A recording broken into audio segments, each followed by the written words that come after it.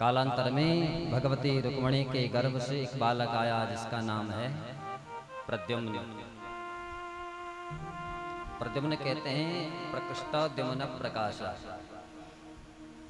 जिसके जीवन में सुंदर कर्मों का प्रकाश हो उसको कहते हैं प्रद्युम्न। उस समय एक असुर था जिसका नाम था संबरासुर। उसको जब पता लगा मेरी मृत्यु भगवान कृष्ण के पुत्र से होने है, जैसे उसको पता लगा कि रुक्मिणी के गर्भ से पहला बालक आया है,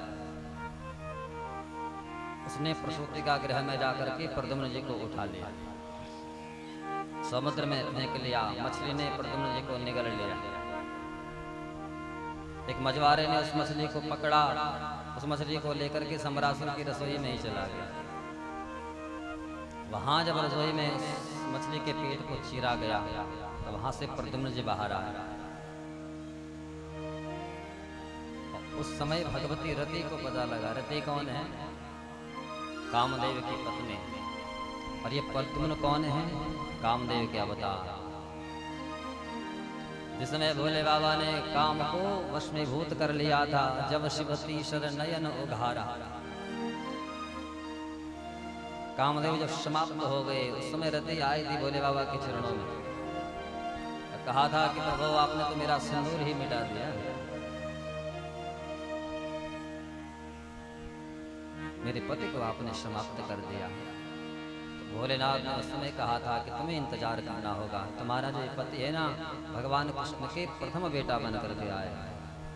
और रति को जब पता लगा भगवान कृष्ण के यहाँ पहला बेटा आया है और वो कहाँ पहुंच गया?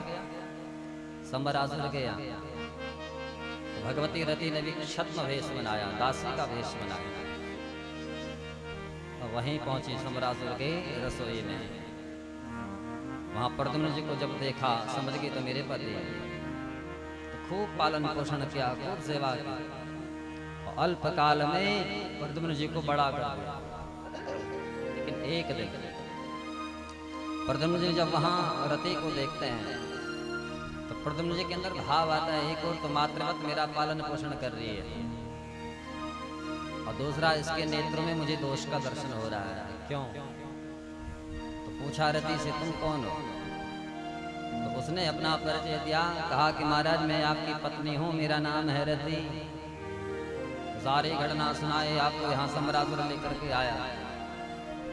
तो प्रद्युम्न जी को बड़ा कोप आया, संबरासुर को ललकारा और अंत में जाकर के संबरासुर का वध कर दिया। बाद में अपनी पत्नी रति को लेकर के वापस द्वारिका में आए।